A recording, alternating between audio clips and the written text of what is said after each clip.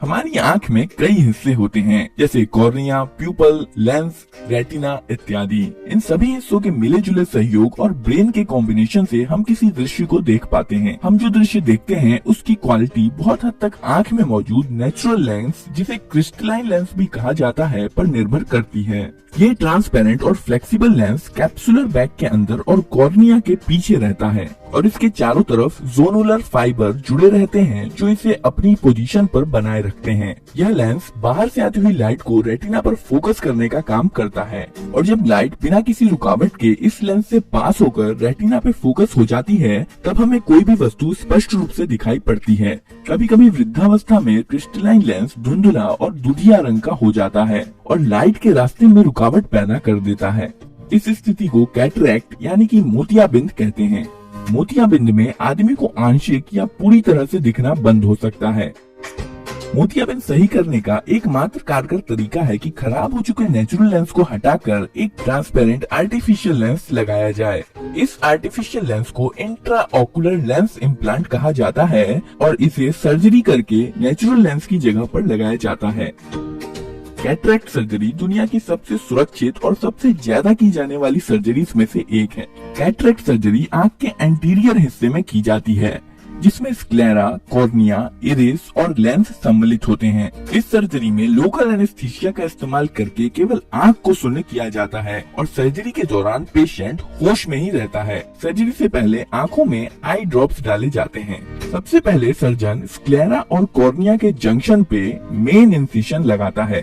बाद में इसी इंसिशन से आर्टिफिशियल लेंस को अंदर डाला जाएगा। इसके बाद छोटे 1 या 2 कट और लगाए जाते हैं, जिसके माध्यम से कुछ और सर्जिकल इंस्ट्रूमेंट्स अंदर डाले जाते हैं। इसके बाद सर्जन एक जेल जैसा ट्रांसपेरेंट पदार्थ, जिसे ऑप्थेल्मिक विस्को सर्जिकल डिवाइस कहा जाता है, आंख के एंटीरियर चैम्बर में डाल देता है। ये पदार्थ आंख के अंदरूनी ढांचों को बचाता है और खाली जगह बनाता है, जहाँ सर्जन सर्जिकल टूल्स का इस्तेमाल करके ऑपरेशन कर सके। इसके बाद सर्जन सावधानी से कैप्सुलर बैग को खोलता है, जिसके अंदर लेंस रखा होता है। कैप्सुलर बैग को खोलने के लिए सर्जन लगभग आधा सेंटीमीटर का गोलाकार छेद बनाता है और लेंस तक पहुंचने का रास्ता बना देता है। इस ओपनिंग की मदद से कैप्सुलर बैग को बिना निकाले खराब हो चुके नेचुरल लेंस को बाहर निकाला जा सकता है। इसके बाद अल्ट्रासाउंड प्रोब का इस्तेमाल करके धुंधले हो चुके लेंस को छोटे छोटे टुकड़ों में तोड़कर सक्शन के द्वारा बाहर निकाल लिया जाता है, जबकि कैप्सुलर बैग वहीं रहता है। अल्ट्रासाउंड प्रोब की टिप टाइटेनियम या स्टील से बनी होती है और यह अल्ट्रासोनिक फ्रीक्वेंसी पर वाइब्रेट होती है, जिसके कारण लेंस छोटे छोटे टुकड़ों में टूट जाता है। मोतियाबिंद वाले लेंस के निकल जाने के बाद आंख लाल रंग की दिखाई देने लगती है। ये लाल रंग आंख की रेटिना का रिफ्लेक्शन है।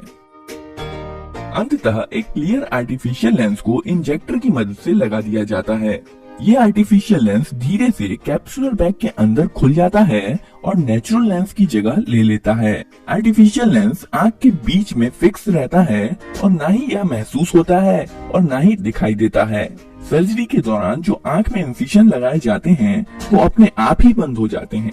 ये इंट्राओकुलर लेंसेज कई प्रकार के होते हैं और अपने प्रकार के अनुसार पेशेंट को किसी एक दूरी या कई दूरी पर चीजों को स्पष्टता से दिखा सकते हैं। मॉडर्न इंट्राओकुलर लेंसेज जैसे कि ट्राइफोकल लेंसेज दूर, मध्यम और पास के दृश्यों को स्पष्टता से दिखा सकते हैं और काफी चांसेस होते हैं कि